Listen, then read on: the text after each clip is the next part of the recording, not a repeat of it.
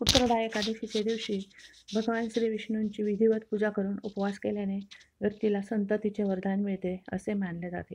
हिंदू कॅलेंडरनुसार महिन्याच्या दोन्ही पक्षात कृष्ण पक्ष आणि शुक्ल पक्षातील 11वा दिवस एकादशी म्हणून साजरी केली जाते. पुत्रदा एकादशी वर्षातून 2 वेळा येते. त्यातील पहिली पौष महिन्यात आणि दुसरी श्रावण महिन्यात येते. पौष महिन्यातील शुक्ल पक्षात येणारी एकादशी पुत्रदा एकादशी म्हणून साजरी केली जाते. पुत्रदा एकादशीला भगवान विष्णूची विधिवत पूजा करून व्रत केल्यास पुत्रप्राप्तीची इच्छा पूर्ण होते अशी श्रद्धा आहे. जे लोक हे व्रत करतात त्यांच्यावर भगवान श्री विष्णूंची अपार कृपा असते आणि त्यांच्या मनोकामना पूर्ण होतात असेही मानले जाते. जे लोक वर्षातून 2दा हे व्रत करतात त्यांना मोक्ष प्राप्त होतो आणि त्यांच्या मुलांना आरोग्याचे वरदान मिळते अशी मान्यता आहे. एकादशीच्या व्रताचे नियम दशमीच्या तिथीपासून लागू होतात. त्यामुळे दशमीच्या दिवशीही कांदा लसूण खाऊ नये. द्वादशीला उपवास सोडावा.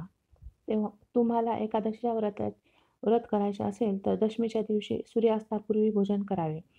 पुत्रदा एकादशीच्या दिवशी सकाळी सूर्योदयापूर्वी उठून स्नान करून स्वच्छ वस्त्र परिधान करावे. या दिवशी गंगेत स्नान करण्याचा नियम आहे. पण जर तुम्हाला हे जमत नसेल तर तुम्ही आंघोळीच्या पाण्यात गंगाजल मिसळू शकता. स्नानानंतर भगवान श्री विष्णूंची विधिवत पूजा करा. पंचोपचार विधीने श्री भगवान विष्णूंची पूजा करून त्यांना धूपदीप नैवेद्य, फुले, अक्षदा, फुलांच्या माळा आणि नैवेद्य अर्पण करा आणि व्रताचा संकल्प करा. पूजेनंतर पुत्रदा एकादशी व्रताची कथा वाचा आणि दिवसभर उपवास ठेवा. रात्री फळे खावीत आणि द्वादशीच्या दिवशी स्नान करून ब्राह्मणांना खाऊ घालावे आणि स्वतः सेवन करावे. ज्यांनी पुत्रदा एकादशीचे व्रत केले आहे त्यांनी लसूण कांदाविरहित अन्न खावे. यासह मनाने आणि शब्दाने ब्रह्मचर्य पाळावे. दशमीच्या दिवसापासून द्वादशीपर्यंत भगवान विष्णूंचे ध्यान करावे. व्यक्तीने एखाद्या दिवशी उपवास केला नाही तरी त्यांनी एकादशीच्या दिवशी तामसिक अन्न देखील वर्ज करावे. यासह खोटे बोलणे, अनैतिक कृत्य करणे, राग, लोभ इत्यादी गोष्टींपासून अंतर ठेवले पाहिजे. एकादशीच्या दिवशी वैष्णव धर्माचे पालन करावे लागते. त्यामुळे वांगी, सुपारी, मांस, दारू इत्यादी गोष्टींपासून स्वतःला दूर ठेवा. या दिवशी कास्य भांड्यात अन्न खाऊ नका.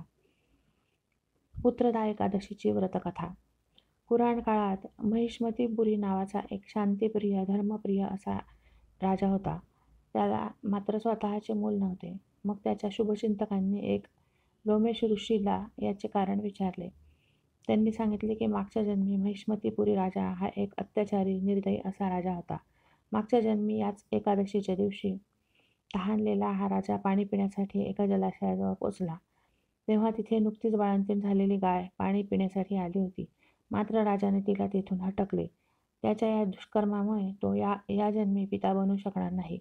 त्यामुळे जर त्याला या शापातून मुक्त करायचे असेल तर तुम्हाला हे व्रत करावे लागेल आणि त्याचे पुण्य तुमच्या राजाला द्यावे लागेल.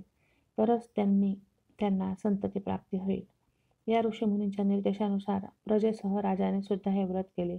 त्यानंतर काही काळानंतर राणीने एका गोंडस बाळाला जन्म दिला. तेव्हापासून एकादशीला श्रावण पुत्रदा एकादशीचे व्रत केले जाते.